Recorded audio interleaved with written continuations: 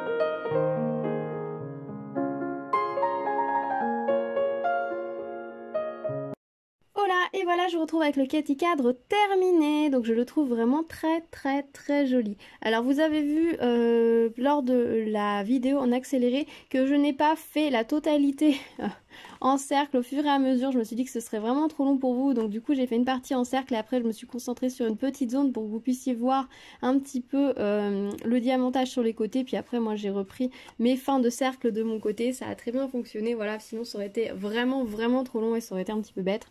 Alors pour ceux qui ont l'œil, vous devez constater que je n'ai pas mis la vitre au montage. Alors je ne l'ai pas mis pour plusieurs raisons. La première, c'est que je trouve que la perle du milieu est très épaisse. Je la trouve vraiment très épaisse et je trouve que c'est un peu juste pour mettre la vitre parce que du coup elle la bombe un petit peu, même en apesantant bien la plaque sur la table.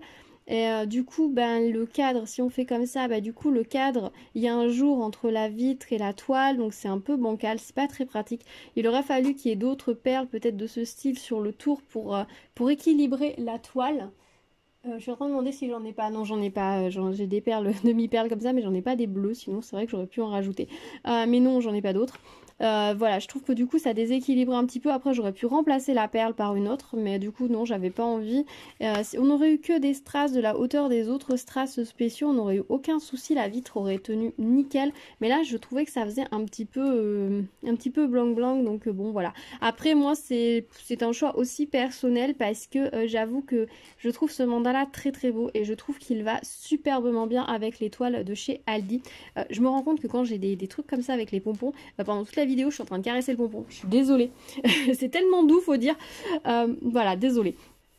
Donc du coup, je vous disais oui que cette toile, je trouve qu'elle va très bien avec les toiles châssis que j'ai fait de chez Aldi, qui plaisent beaucoup à ma maman. Donc je me suis dit que j'allais sûrement lui envoyer en fait tout simplement avec. Et là du coup, ça aurait été bizarre qu'il y ait la vitre sur ce cadre, alors qu'il n'y a pas de vitre sur les châssis puisqu'elle va les accrocher telles quelles.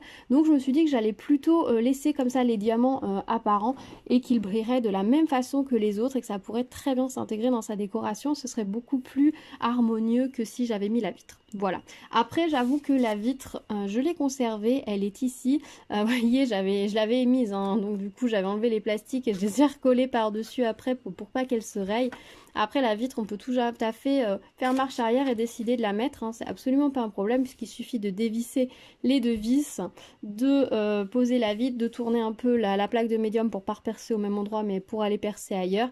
Et on peut tout à fait la mettre par la suite. Hein, tout comme si vous avez mis la vitre et que finalement vous voulez l'enlever, vous pouvez tout à fait faire marche arrière et l'enlever. Il faudra peut-être juste faire attention, si vous aviez mis la vitre auparavant, votre cadre peut être légèrement tordu, de peut-être le laisser un petit peu sous un poids, histoire qu'il reprenne bien sa forme avant de le remonter.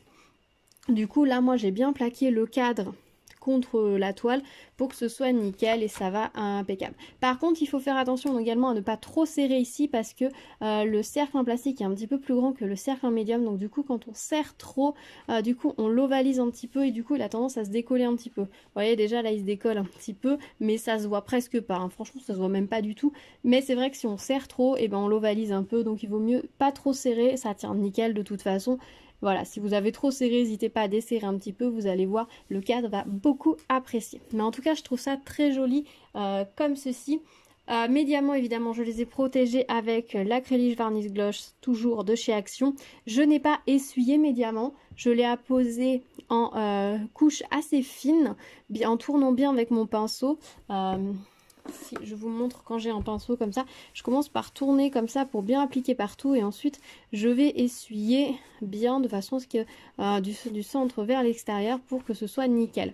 Il n'y a vraiment pas besoin d'essuyer, hein, vous voyez mes diamants brillent très bien, il n'y a aucun problème. Je peux également pour les choses qui sont plus fragiles, on dirait là ça va être au mur, là la petite couche que j'ai mis va suffire. Pour un porte-clés ou pour un miroir par exemple, je peux rappliquer une deuxième couche par dessus, il n'y a aucun souci, ça ne va pas ternir non plus. Donc franchement, utiliser comme ça tel quel en fine couche, il est nickel. Il faut juste utiliser un pinceau adéquat. Voilà, je vous ferai de toute façon une petite vidéo sur mes différents produits pour protéger mes toiles et mon avis sur plusieurs d'entre eux, parce que je commence à en avoir testé pas mal, donc je vais pouvoir vous donner un avis sur les différents produits. Voilà, donc pour cette toile, sinon, les diamants étaient très beaux, très agréables. Alors j'avoue que les couleurs flash comme ça m'a surpris parce que la toile était imprimée super claire. Hein. On était vraiment dans des couleurs pastel sur l'impression de la toile. Quand j'ai sorti les diamants, que j'ai vu les couleurs vives, j'ai fait « Ah oui, Ah oui, quand même. Mais en fait, oui, c'est logique parce que sur l'image de base, les couleurs sont hyper vives, quoi. Et encore, l'image, elle est pas terrible. Mais oui, les couleurs sont super vives. Mais avoir la toile imprimée des couleurs si douces, je m'attendais vraiment à des couleurs tendres. Donc ça m'a un petit peu surprise. Mais en fait, il est magnifique comme ça. Les couleurs sont tellement belles, ça ressort tellement bien, c'est tellement beau. Franchement, j'adore. J'adore, j'adore. Les diamants étaient très très beaux. J'ai juste eu une couleur où j'ai eu des petites bavures autour des diamants. Cette couleur, si vous voyez, on a des petites bavures bleues sur les côtés. Mais ça fait pas un souci en fait, parce que vous pouvez tout simplement en grattant avec un drong ou avec un cutter, tout à fait les enlever. Il n'y a pas de souci à arriver à quelque chose de propre. Évidemment, là, je vais pas réussir à l'enlever de façon propre. Mais oui, il n'y a pas de souci pour pouvoir, c'est des formes où on peut facilement les remettre nickel. Alors moi, j'ai pas eu besoin de le faire tout simplement, hein, parce que j'en avais encore 3 de rab et j'avais posé tous mes diamants sur la toile. Donc voilà, certes, il y avait quelques petites bavures sur ces 3-là, mais il y en avait suffisamment. J'avoue que j'en ai collé un ici qui a une légère bavure, mais ça se voit pas, hein, je vous l'aurais pas dit, je pense que vous ne l'auriez absolument pas remarqué. Pour les autres diamants, bah nickel, hein, ils étaient tous de très belle qualité. Voilà ce qu'il me reste en doré, les petites navettes fastées et les longues navettes fastées. Voilà ce qu'il me reste. Donc franchement, il n'y a rien à dire, c'est nickel. Hop, je vais mettre ça sur le côté. Et pour les strass classiques, il me reste ça en vert, ça en bleu, ça en violet, en bleu foncé, en jaune et en rose. Donc clairement, on manque pas de diamants pour réaliser ce projet. Donc ça, c'est nickel. Et ils sont vraiment de très belle qualité, hein. Quand vous regardez, ils sont tous bien réguliers, tous bien de la même taille. Donc ça, c'est plutôt chouette. Parce que ça m'est arrivé d'avoir des bleus foncés qui étaient plus petits que les autres. Alors là, on n'est pas tout à fait sur du bleu foncé. On est sur une couleur un peu plus turquoise. Donc vous voyez, ils sont vraiment très beaux, très brillants. J'ai pas eu besoin de choisir les diamants brillants ou mat dans le sachet, parce que des fois ça arrive qu'on ait des diamants qui sont brillants et d'autres mat. Là non, pas du tout, j'ai pu prendre tous mes diamants au fur et à mesure, sans le moindre souci, donc ça c'est plutôt chouette. J'ai utilisé le toolkit qui était fourni avec, comme d'habitude, et regardez, je suis pas revenue plus que ça à la colle, juste un petit peu pour les gros diamants, pour le reste c'était nickel. Elle colle très bien, très bon petit toolkit, hein, fourni avec, vous pouvez vous en servir sans le moindre problème. Voilà, j'ai rien à dire de particulier dessus, la colle était bien, j'ai pas eu de soucis avec pour pouvoir faire ce petit kit. Comme d'habitude, hein, j'ai utilisé un petit peu de double face pour coller ma toile sur le support en médium. À faire absolument, si vous comme moi vous ne mettez pas la vitre, sinon elle risque évidemment au bout d'un moment de glisser parce qu'elle est à peine tenue, hein, la toile. Donc si vous ne mettez pas la vitre, il vous faudra impérativement fixer votre toile au médium. Pour la fixation ici de ce côté là, moi ma petite ficelle était pas très bien montée, ce qui fait que la petite boucle dans laquelle on doit passer normalement l'ensemble et le petit ruban, et ben c'était trop petite, donc du coup mon petit ruban il est sur l'anneau, mais je me suis dit que c'était pas gênant, que c'était pas grave, parce que de toute façon je voulais pas l'inverser, parce que je trouve pas ça beau quand on a le petit ruban en haut, donc tant pis, c'est resté comme ça. C'est la première fois que j'ai ce genre de soucis, mais bon c'est pas grave, hein. Ça ne gêne en rien. Et en bas je trouvais la ficelle un peu longue, donc comme la dernière fois j'ai fait plusieurs tours, un coup à droite, un coup à gauche, avant de mettre mon petit pompon, et c'est nickel. Le petit pompon est vraiment très joli, hein, avec ses petits strass et ses petites perles, c'est vraiment très chic, très fin, vraiment très sympa, donc plutôt pas mal. Non, je suis vraiment très contente de ce petit mandala, je le trouve magnifique, j'ai passé un très bon moment à le réaliser et je trouve le résultat vraiment superbe. Donc je pense que oui, je vais l'envoyer à ma maman avec les autres mandalas de chez Aldi, parce que franchement ils vont tellement bien ensemble que je pense que ça va être très joli chez elle. Voilà, écoutez, dites-moi dans les commentaires ce que vous en avez pensé, si vous aussi vous l'avez réalisé, s'il est sur votre wishlist, etc. Et si vous l'avez réalisé, si vous avez réussi à mettre la vitre facilement, si vous n'avez pas rencontré de problème, et dans ces cas-là, quels sont vos petits tips pour la mettre de façon la mieux du monde, on va dire. C'est pas très français ma phrase, mais vous voyez l'idée, de bien la mettre sans difficulté. Dites-moi, parce que vraiment je suis preneuse. C'est vrai que ce diamant là il est très épais, il est au milieu, on en aurait eu sur les côtés, ça aurait vraiment pas gêné parce que la vitre aurait reposé dessus. Là, du fait que ce soit du centre, c'est vrai que c'est ce qui fait le petit déséquilibre, j'ai trouvé. Mais après bon voilà, c'est pas gênant même sans la vitre, moi je le trouve vraiment très beau, donc c'est l'essentiel. Dites-moi voilà s'il vous plaît Si vous arrivez sur la chaîne, n'hésitez pas à vous abonner et à activer la cloche pour être au courant des prochaines vidéos. Il y a comme d'habitude pas mal de petites choses qui vont arriver sur la chaîne. Il y aura prochainement un autre cadre, mais dans un style très différent. Là, cette fois, je pense que je n'aurai aucun souci pour mettre la vitre puisque je n'ai que des petits strass et quelques diamants spéciaux, mais qui sont pas épais du tout. Donc je pense qu'avec la vitre, ça passera nickel. Et vu là où je vais le mettre, il n'y aura aucun problème pour mettre la vitre. Je n'aurai aucun problème de reflet, donc c'est nickel. Donc restez à l'écoute et puis on voit ça très vite. Je vous dis à bientôt sur la chaîne pour une prochaine vidéo. En attendant, prenez soin de vous. À bientôt. Tchou tchou.